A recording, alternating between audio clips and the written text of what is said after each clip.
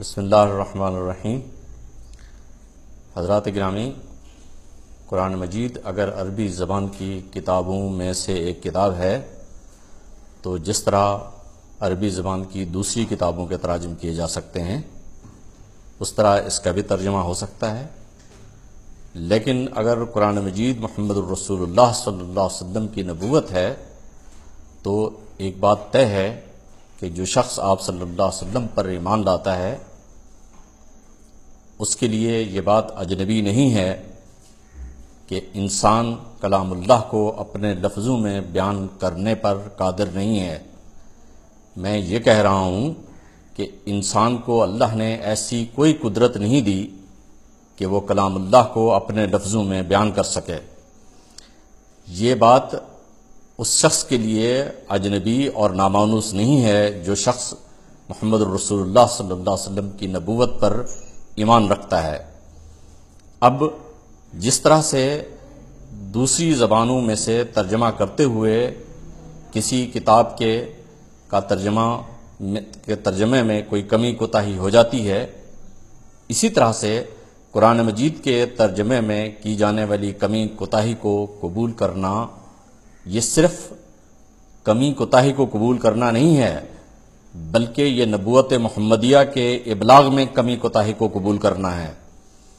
رسول اللہ صلی اللہ علیہ وسلم کی نبوت کے ابلاغ میں کمی کوتاہی کو قبول کرنا یہ کفر ہے، ایمان نہیں ہے۔ اگر کوئی شخص یہ سمجھتا ہے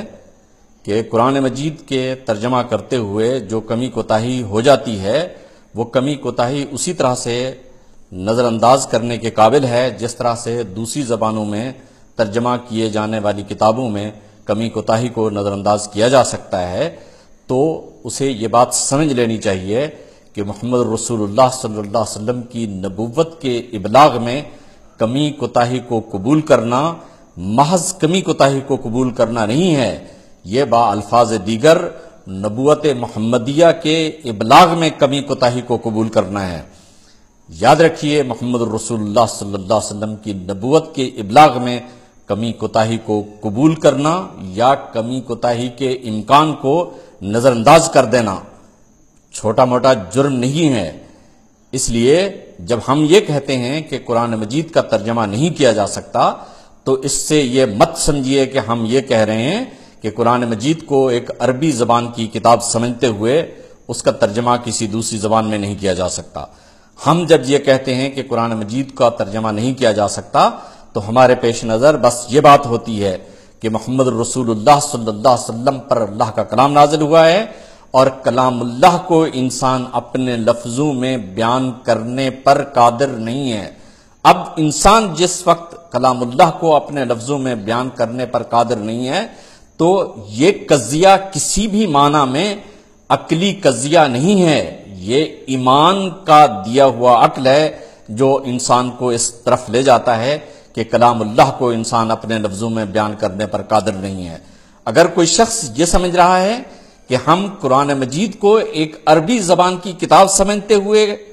اس کے ترجمے کو ناممکن سمجھتے ہیں تو اسے اپنی اصلاح کر لینی چاہیے، اور اگر کوئی شخص یہ سمجھتا ہے کہ قرآن مجید کلام اللہ ہے اس کے باوجود بھی انسان اسے اپنے لفظوں میں بیان کرنے پر قادر ہے تو اسے اپنی اصلاح کر لینی چاہیے کہ کلام اللہ کو انسان اپنے لفظوں میں بیان کرنے پر قادر نہیں ہے۔ اور جو شخص کلام اللہ کے ترجمے میں کمی کوتاہی کے امکان کے باوجود بھی